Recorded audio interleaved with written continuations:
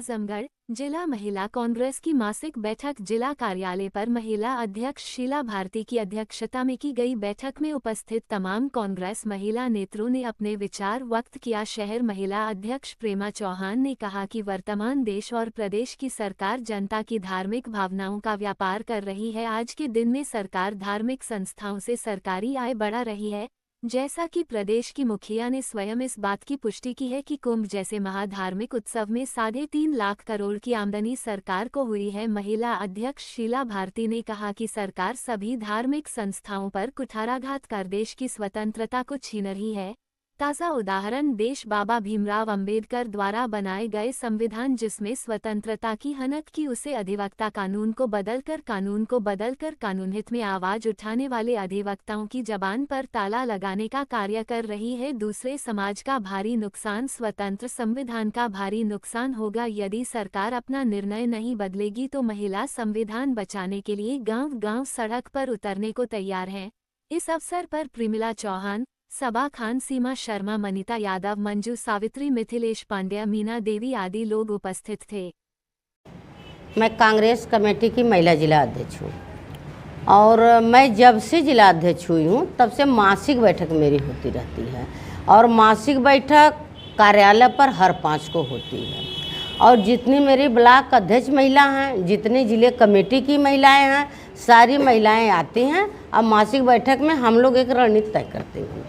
रणनीति तय करती हैं कि जिस तरीके से आज हमारे देश में और इस सरकार में जिस तरीके से बेरोजगारी महंगाई बढ़ रही है और बेरोजगारी महंगाई जो बढ़ रही है, हम लोग इसको लेकर के चिंतन करती हैं, मनन करती हैं कि आने वाला दिन हम लोगों का कैसा होगा।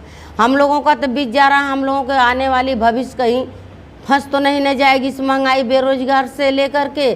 और पहली बात, और दूसरी बात हम लोग ये भी कहना चाहती हैं, आज जो हमारे भारत का सबसे बड़ा जो कानून व्यवस्था है और हमारे भारत में जो बुद्धिजीवित माने जाते हैं, जो अधिवक्ता होते हैं, वकील संघ, इन लोगों की जो स्वतंत्रता है, जो इन लोगों की आज़ादी थी, वो भी हमारे भारत सरकार के लोग इनकी आज़ादी को छीनना चाहते हैं। हम लोग चाहते हैं कि जो वकील संघ स्वतंत्रता थी वो उनका बरकरार रहे, उस पर कोई रोक न लगावे, कोई संक्षेप न करे, वो लोग स्वतंत्र हैं, स्वतंत्र रहें।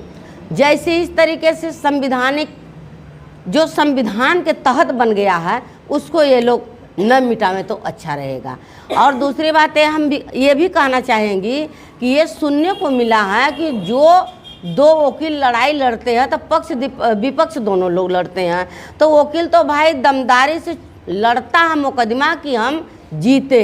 अगर कोई वकील हार गया तो ये भी सुनने को मिला है कि जो वकील हारेगा मुवक्किल उसको खिलाफ वो मुकदमा कर सकता है। तो ये बताइए, अगर इस तरीके से बातें होगी तो वकील मुकदमा लड़ने से पीछे हट जाएगा और गांव में अपराध बढ़ता जाएगा। इस तरीके से अपराध बढ़ेगा कि आदमी सोच नहीं सकता है। एक वकीलों के डर से थाने पर, गांव में, कचहरी में लोग भयभीत होते थे, गुंडा बदमाश जो भी रहते थे वो लोग बवाल करने से डरते थे।